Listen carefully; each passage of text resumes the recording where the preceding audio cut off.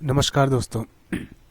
चलिए शुरुआत करते हैं मूल अधिकारों की। देखिए, सबसे पहले आप लोग ये समझिए कि मूल अधिकार होते क्या हैं, कि जो फंडामेंटल राइट्स हैं वो क्या चीज़ होती हैं। ठीक है, देखिए, जितने भी अधिकार आप लोगों को प्रकृति ने दिए हैं, इस नेचर ने आप लोगों को जितने भी अधिकार दिए हैं, वो सारे के सारे अधिकार मूल अधिकारों के अंदर आते हैं। ठीक है, वो किसके अंदर आएंगे? मूल अधिकारों के अंदर आएंगे। अब देखिए, प्रकृति ने आपको क्या अधिकार दिया है। देखिए, जैसे फॉर एग्जांपल आप लोग हंसते हैं। ठीक है, हंसना क्या है? एक मूल अधिकार है, ये आपसे कोई नहीं छीन सकता।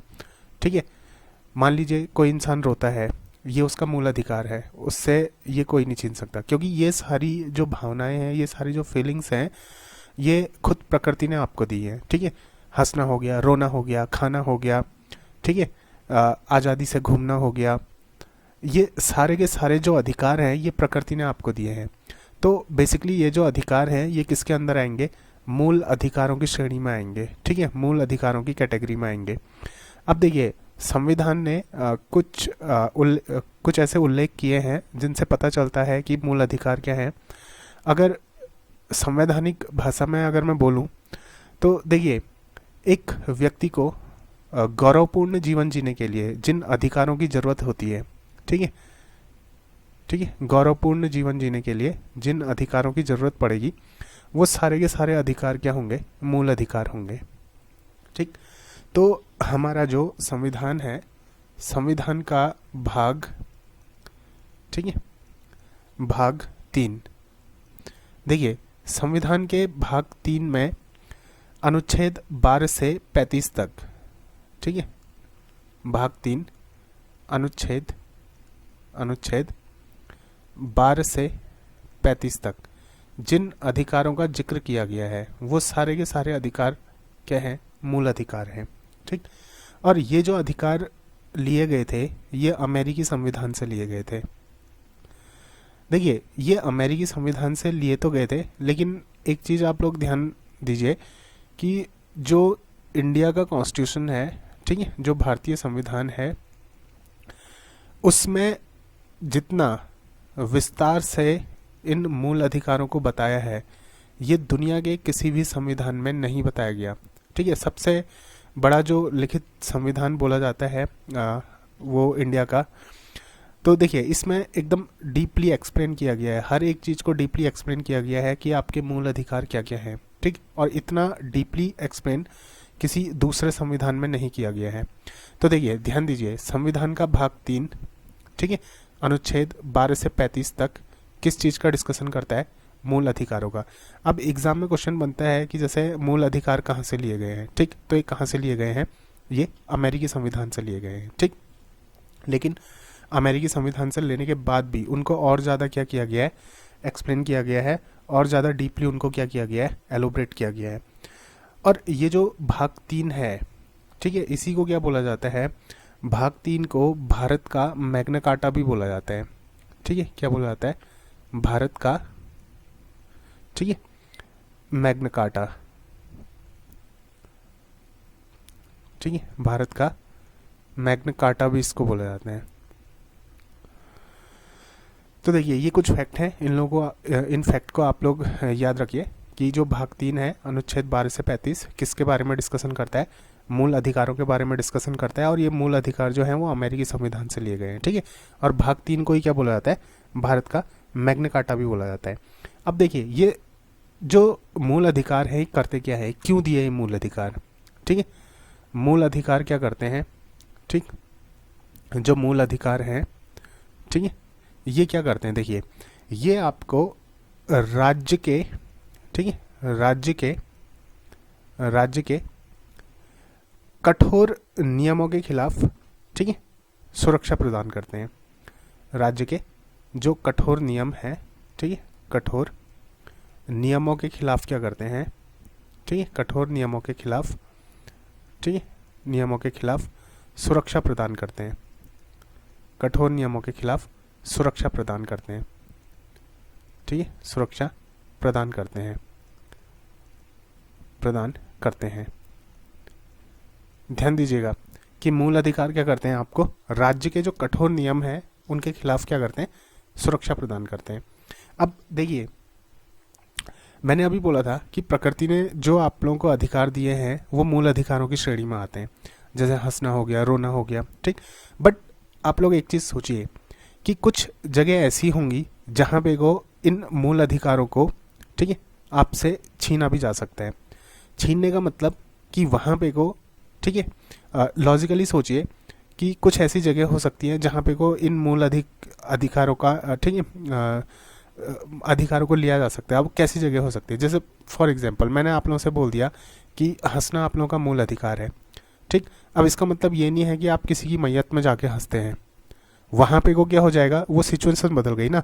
वहाँ पे को एक दुख का माहौल है, और अगर वहाँ पे को आप हंसने लगेंगे और ये बोलेंगे कि हंसना मेरा मूल अधिकार है, तो फिर ये इलॉजिकल हो जाएगा, ठीक है। और देखिए, किसी की शादी चल रही है, किसी के घर में बहुत अच्छा फंक्शन हो रहा है, और वहाँ जाके आप लोग ज़ोर ज़ोर से रोने लगते हैं, तो क्या ये संगत होगा, ठीक है, ये संगत नहीं होगा। और आप लोगों को घूमने फिरने की आज़ादी दी है, ठीक है, आप कहीं भी घूम फिर सकते हैं, ये मूल अधिकार है। तो क्या आप कुछ ऐसी जगह हो सकती है जहाँ पे को आपका घूमना क्या किया जाए, प्रतिबंधित किया जाए। उसके बहुत सारे क्या हो सकते हैं, रीज़न हो सकते हैं, ठीक। घूमने का ये मतलब नहीं कि आप कहीं भी घूमने चले जाएं। एक क्लास चल रही है, फॉर एग्जाम्पल, एक छोटा सा एग्जाम्पल है, एक क्लास चल रही है, ठीक है, उस क्लास में टीचर पढ़ा रहे हैं, और आप उस क्लास में उठ के घूमने लग जाते हैं इधर से उधर, और आप ये बोलते हैं कि ये मेरा मूल अधिकार है।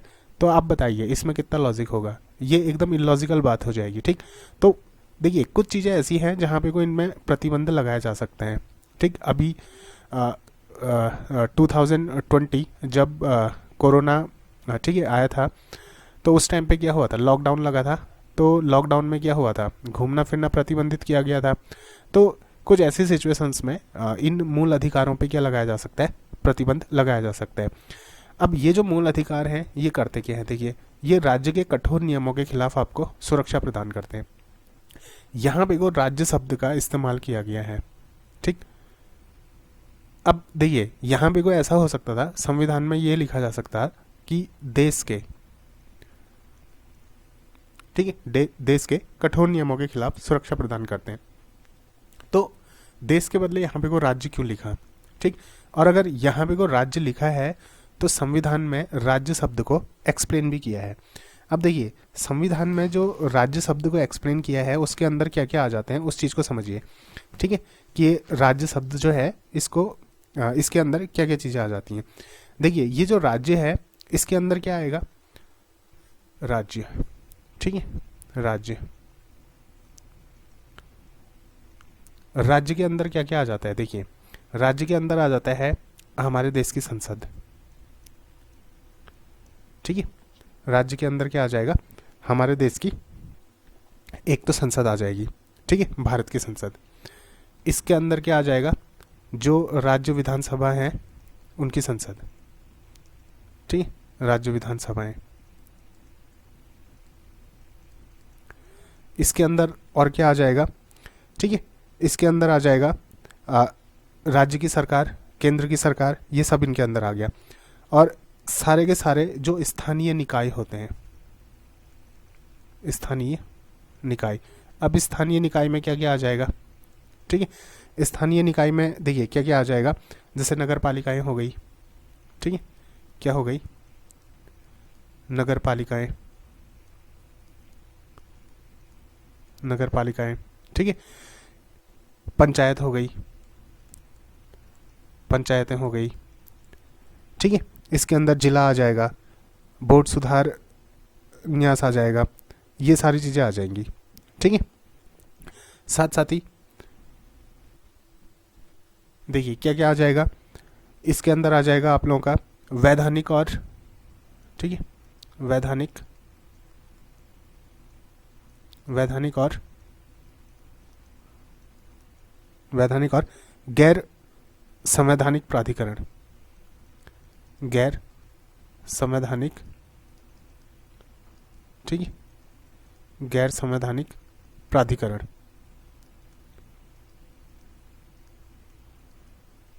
ठीक है, वैधानिक और गैर संवैधानिक प्राधिकरण, ये भी इसके अंदर आ जाएगा, ठीक है। इसके अंदर सारे के सारे एनजीओज आ जाएंगे, सेल्स आ जाएंगे, ठीक है, एलआईसीज आ जाएंगी, सब इसके अंदर आ जाएगा। तो ओवरऑल इसके अंदर क्या हो गया, अब देखिए इन्हीं चीज़ों से मिलकर तो देश बनता है, ठीक है।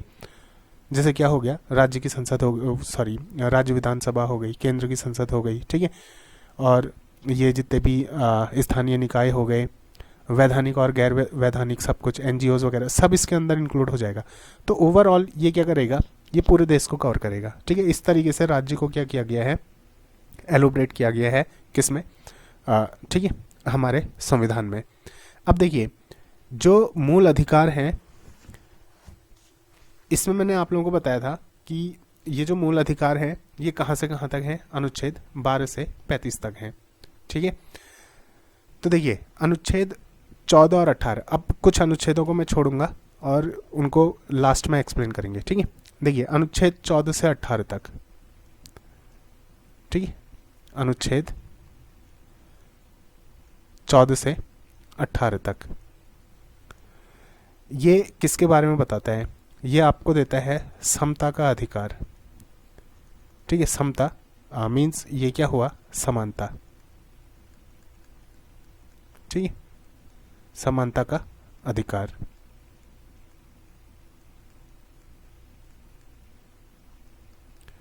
क्या है, अनुच्छेद 14 से 18 तक, ठीक है। उसके बाद देखिए अनुच्छेद 19 से 22 तक, अनुच्छेद 19 से 22 तक, सॉरी 19 से 22 तक, ये क्या देता है आपको, स्वतंत्रता,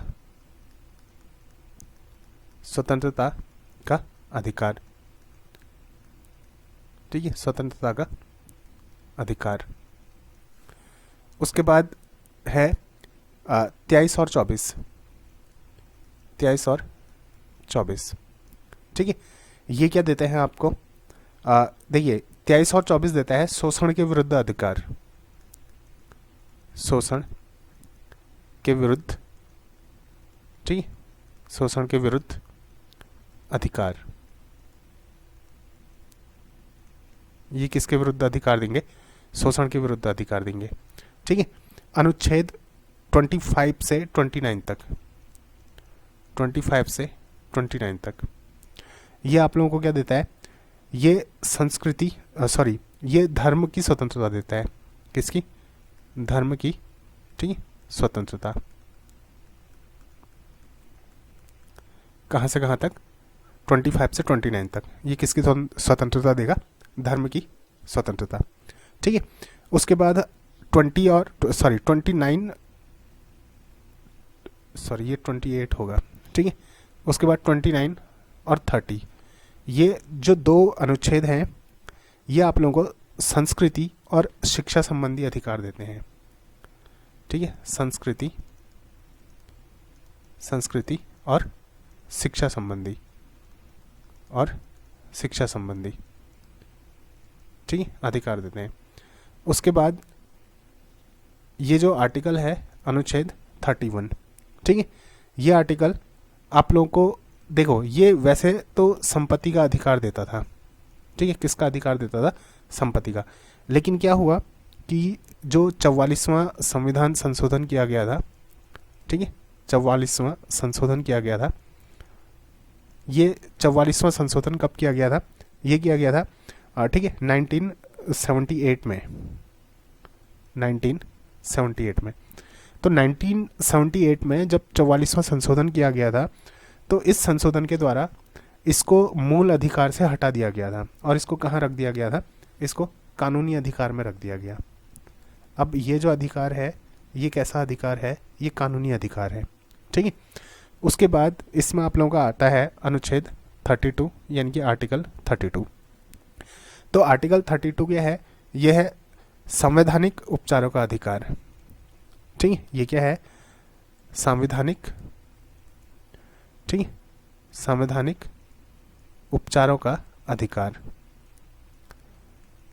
उपचारों का अधिकार, ठीक है, ये क्या है, संवैधानिक उपचारों का अधिकार, ठीक है। तो ये अधिकार है। अब देखिए हमने हर एक अधिकार को एकदम डीपली समझना है कि 14 में क्या है, देखिए 14 से 18 तक लिखा है ना इसमें, 14 में क्या होगा, 15 में क्या होगा, 16 में क्या होगा, 17 में क्या होगा और 18 में क्या होगा। ये सारे अधिकार हमने क्या करने हैं, एकदम डीपली डिस्कस करने हैं। ठीक, तो देखिए मूल अधिकार वाला ये जो चैप्टर है ये 2 से 3 वीडियोस में ख़त्म होगा, क्योंकि इनको एक्सप्लेन करने में टाइम लगेगा। ठीक है, अब देखिए, अब पहले एक बार इन अधिकारों की कुछ विशेषताएं पढ़ लेते हैं। ठीक है, क्योंकि देखिए अगर आप यूपीएससी का एग्ज़ाम देंगे तो उसमें इन अधिकारों की विशेषताओं से रिलेटेड क्वेश्चन ज़्यादातर पूछे जाते हैं। ठीक, विशेषताएं,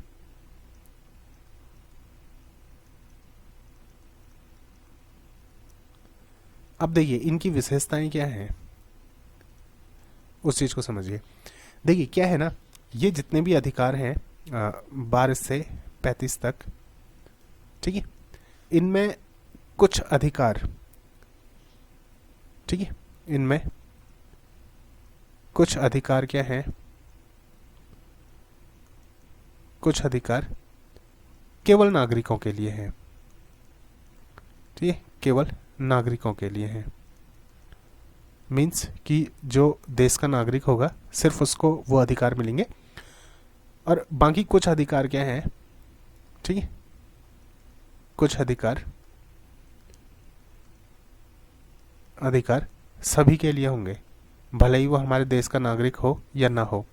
अब देखिए आप लोग एक चीज़ सोचिए कि जैसे एक अधिकार है शोषण के विरुद्ध अधिकार, ठीक है, जैसे ये अधिकार क्या है, शोषण के विरुद्ध अधिकार।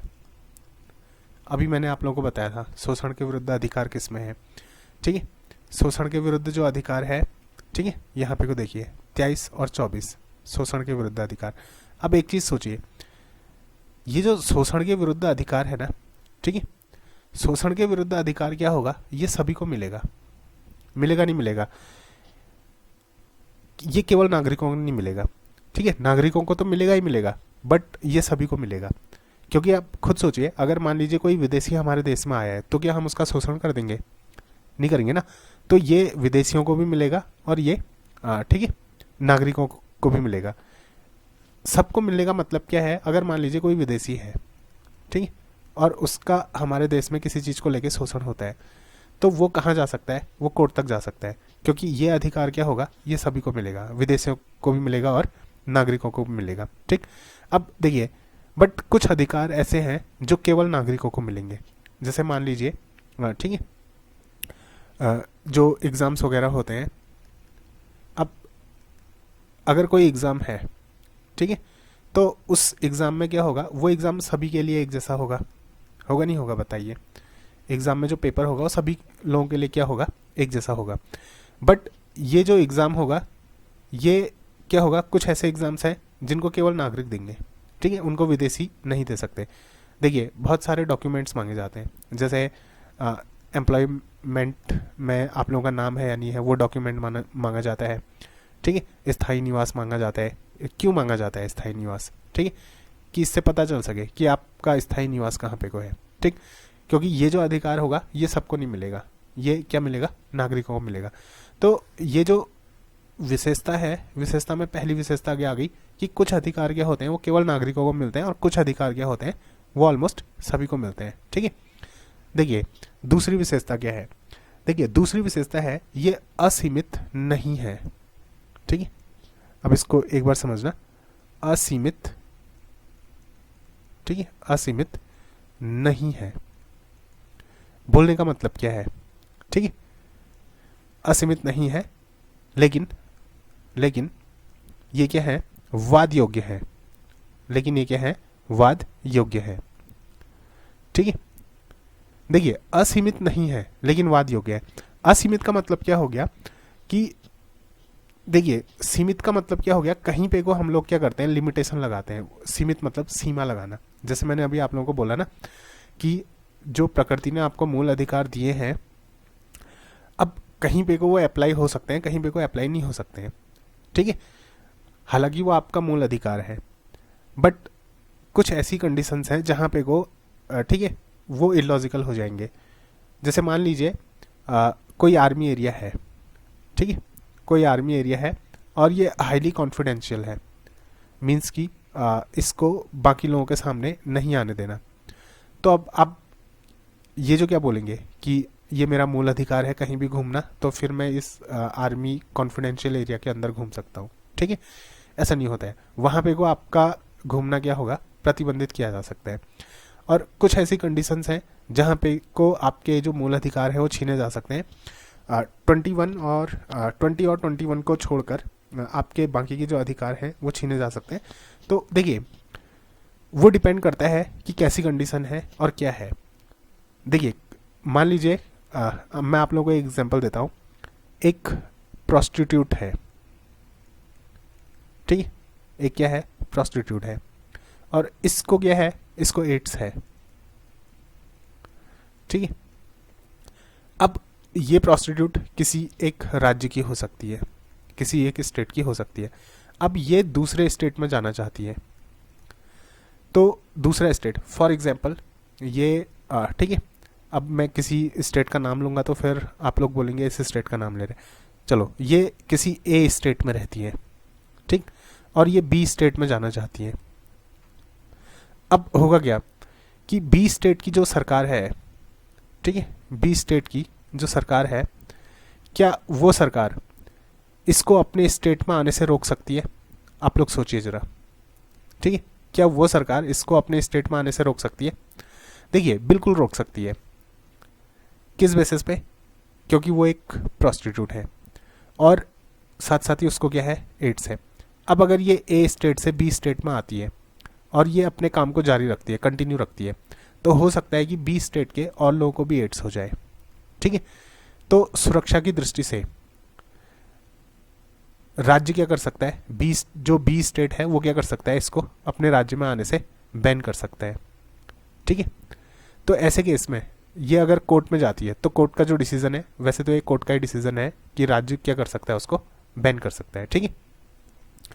तो इस तरीके से क्या होता है, कुछ प्रतिबंध लगाए जा सकते हैं। तीसरा, ठीक है, लेकिन हाँ, ये वाद योग्य है, जैसे मैंने बोला ना, असीमित नहीं है लेकिन वाद योग्य है।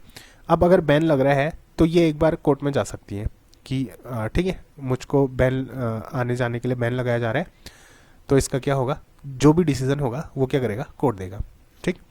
उसके बाद देखिए, तीसरा है, इनमें कुछ नकारात्मक है, ठीक है, कुछ मूल अधिकार जो है वो नकारात्मक है।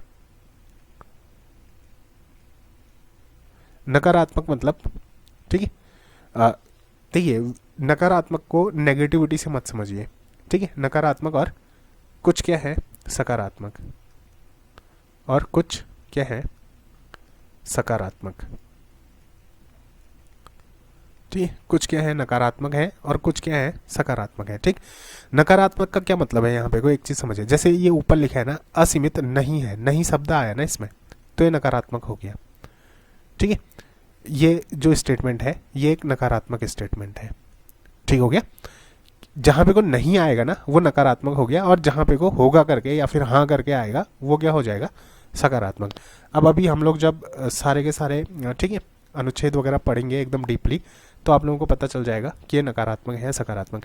अब देखिए, यूपीएससी जब आमतौर पे ठीक क्वेश्चन उठाती है तो वो इसी तरीके से क्वेश्चन उठाती है कि मूल अधिकार सकारात्मक है या फिर मूल अधिकार नकारात्मक है या फिर नकारात्मक और सकारात्मक दोनों हैं, ठीक है, केवल एक, केवल दो, इस तरीके से क्वेश्चन उठाए जाते हैं। तो देखिए, ये नकारात्मक भी है और कुछ क्या है, सकारात्मक भी है, ठीक। तीसरा, अगला, ये न्यायोचित है, ठीक है। कैसे है, न्यायोचित।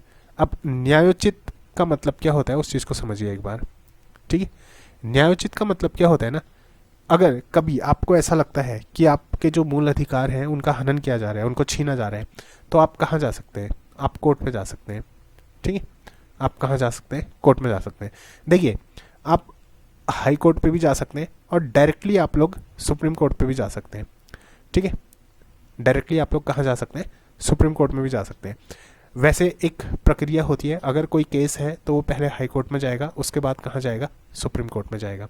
बट जब मूल अधिकारों का हनन होता है तो आप हाई कोर्ट में ना जाके डायरेक्टली कहाँ जा सकते हैं, सुप्रीम कोर्ट में जा सकते हैं, ठीक है। तो कभी कभार इस टाइप के क्वेश्चन भी यूपीएससी उठा देती है, तो इसको भी आप लोग क्या करिएगा, ध्यान में रखिएगा। न्यायोचित है तो इसका मतलब आपके मूल अधिकारों का अगर हनन होता है तो आप लोग कोर्ट में जा सकते हैं, आप लोग डायरेक्टली हाई कोर्ट में भी जा सकते हैं और डायरेक्टली सुप्रीम कोर्ट पे भी जा सकते हैं। ठीक, उसके लिए ऐसी कोई प्रक्रिया नहीं है कि पहले हाई कोर्ट में जाना पड़ेगा फिर सुप्रीम कोर्ट में जाना पड़ेगा। ठीक, देखिए ये स्थायी नहीं है, स्थायी नहीं है। ठीक है, देखिए स्थायी नहीं है बोलने का मतलब ये परमानेंट नहीं है, इनको कभी भी हटाया जा सकता है। ठीक है, आपसे ये छीने जा सकते हैं, जैसा कि अभी लॉकडाउन में हुआ था। ठीक, लॉकडाउन में क्या हुआ था, ये इधर उधर घूमने फिरने का जो अधिकार है ना, आर्टिकल 19, ये क्या कर लिया गया था, छीन लिया गया था। कुछ टाइम के लिए लॉकडाउन लगाया गया था। ठीक, ये चीज़ होती है। देखिए आर्टिकल 20 और 21 को छोड़कर, 21 को छोड़कर, ठीक है, इन दो आर्टिकल्स को छोड़कर जो राष्ट्रपति है वो आपातकालीन स्थिति में इसको स्थगित कर सकता है, को छोड़कर बाकी सारे, ठीक है, बाकी सारे अधिकार, ठीक है, बाकी सारे अधिकार, ठीक है, राष्ट्रीय आपातकाल में स्थगित किए जा सकते हैं।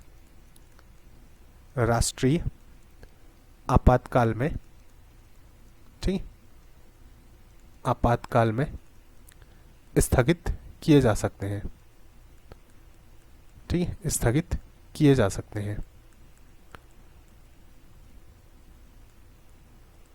स्थगित किए जा सकते हैं। तो देखिए 20 और 21 को छोड़कर बाकी सारे अधिकार क्या हो सकते हैं, राष्ट्रीय आपातकाल में राष्ट्रपति क्या कर सकता है, स्थगित कर सकता है। ठीक, अब देखिए इसमें कुछ एक बहुत ही इंपॉर्टेंट पॉइंट है, ये बहुत इंपॉर्टेंट पॉइंट है। ठीक है, इसको आप लोग क्या कर लीजिएगा, नोट कर लीजिएगा। देखिए होता क्या है ना, जब युद्ध होता है या फिर विदेशी आक्रमण होता है, ठीक है, युद्ध या विदेशी आक्रमण, ठीक है, युद्ध या विदेशी, युद्ध या विदेशी, ठीक, आक्रमण, युद्ध या विदेशी आक्रमण।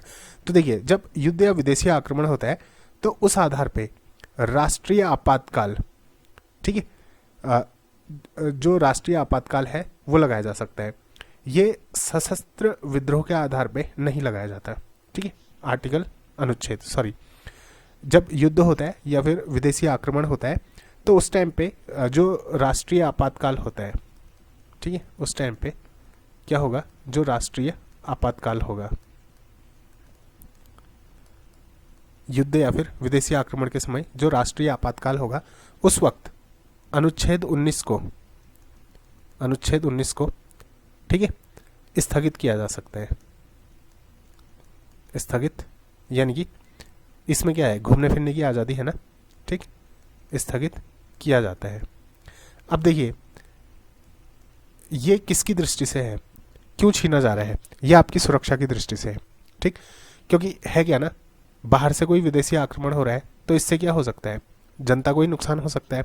तो इसलिए इस अधिकार को क्या कर लिया जाता है, छीन लिया जाता है और बोला जाता है कि आप लोग कहाँ रहिए, सुरक्षित जगह में रहिए और सुरक्षित अपने घरों में रहिए। ठीक है, लेकिन एक चीज़ ध्यान देना कि अगर आंतरिक आपातकाल होता है, क्या होता है, आंतरिक, ठीक है, आंतरिक आपातकाल, आंतरिक आपातकाल मीन्स